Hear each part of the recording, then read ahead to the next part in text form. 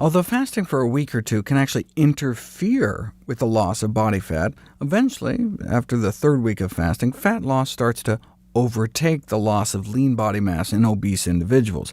But is it safe to go that long without food? Proponents speak of fasting as a cleansing process, but some of what you're purging from your body are essential vitamins and minerals. Heavy enough people can go up to 382 days without calories, but no one can go even a fraction of that long without vitamins. Scurvy, for example, is diagnosable within as few as 4 weeks without any vitamin C. Beriberi, thiamine, or vitamin B1 deficiency, may start out even earlier in fasting patients, and once manifest can result in brain damage within days, which can eventually become irreversible.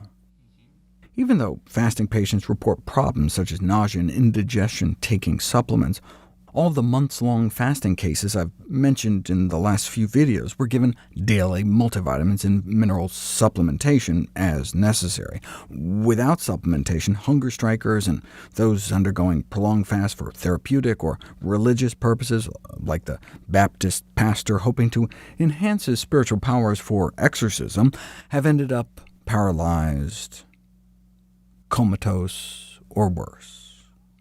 Nutrient deficiencies aren't the only risk. Reading about all the successful reports of massive weight loss from prolonged fasting in the medical literature, one doctor decided to give it a try with his patients. Of the first dozen he tried it on, though, 2 died. Now, in retrospect, both of the 2 patients that died started out with heart failure and were on diuretics. Fasting itself produces a pronounced diuresis, meaning loss of water and electrolytes through the urine, and so was the combination of fasting on top of the water pills that likely depleted their potassium and triggered their fatal heart rhythms. The doctor went out of his way to point out that both of those who died started out in severe heart failure, and both had improved greatly while undergoing starvation therapy. Small consolation, since they were both dead within a matter of weeks. Not all therapeutic fasting fatalities were complicated by concurrent medication use. At first, he did very well and experienced the usual euphoria. His electrolytes remained fine, but in the middle of the 3rd week he suddenly collapsed and died. This line of treatment is certainly tempting, because it does produce weight loss, and the patient feels so much better, but the whole killing people thing must make it a very suspect line of management. Contrary to the popular notion that the heart muscle is specially spared during fasting, the heart appears to experience similar muscle wasting. This was noted in the victims of the Warsaw Ghetto during World War II in a remarkable series of detailed studies carried out by the ghetto physicians themselves before they themselves succumbed. In a case entitled Gross Fragmentation of Cardiac Fiber After Therapeutic Starvation for Obesity, a 20-year-old woman successfully achieved her ideal body weight after losing 128 pounds fasting for 30 weeks. After a breakfast of 1 egg, she had a heart attack and died. On autopsy, the muscle fibers in her heart showed evidence of widespread disintegration. The pathologist suggested that fasting regimens should no longer be recommended as a safe means of weight reduction. Breaking the fast appears to be the most dangerous part. After World War II, as many as 1 out of 5 starved Japanese prisoners of war tragically died following liberation. Now known as refeeding syndrome, multi-organ system failure can result from resuming a regular diet too quickly. See, there are critical nutrients such as thiamine and phosphorus that are used to metabolize food. So in the critical refeeding window, if too much food is taken before these nutrients can be replenished, demand may exceed supply, and whatever residual stores you still carry can be driven down even further, with potentially fatal consequences. That's why rescue workers are taught to always give thiamine before food to victims who had been trapped or otherwise unable to eat.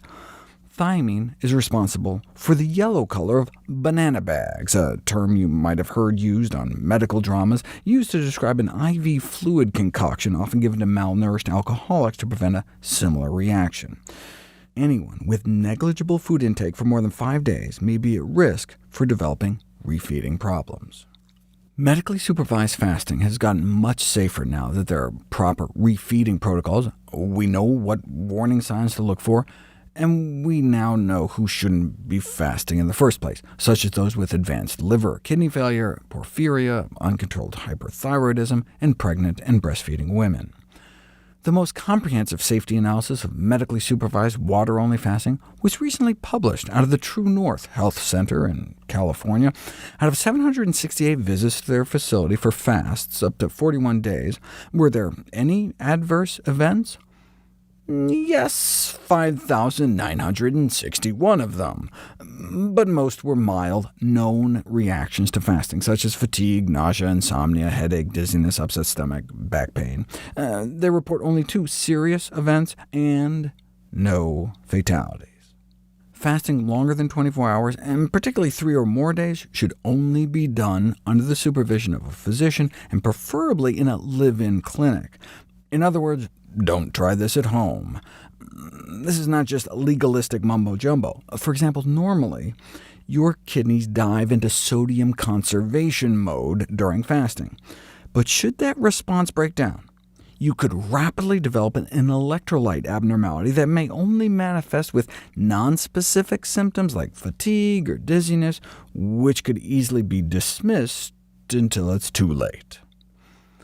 The risks of any therapy must be premised on the severity of the disease. The consequences of obesity are considered so serious that effective therapies could have considerable acceptable toxicity.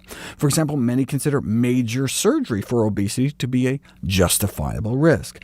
But the key word is effective. Therapeutic fasting for obesity has been largely abandoned by the medical community, not only because of its uncertain safety profile, but its questionable short-term and long-term efficacy. Remember, for a fast that only lasts a week or 2, you might be able to lose as much body fat or even more on a low-calorie diet than a no-calorie diet.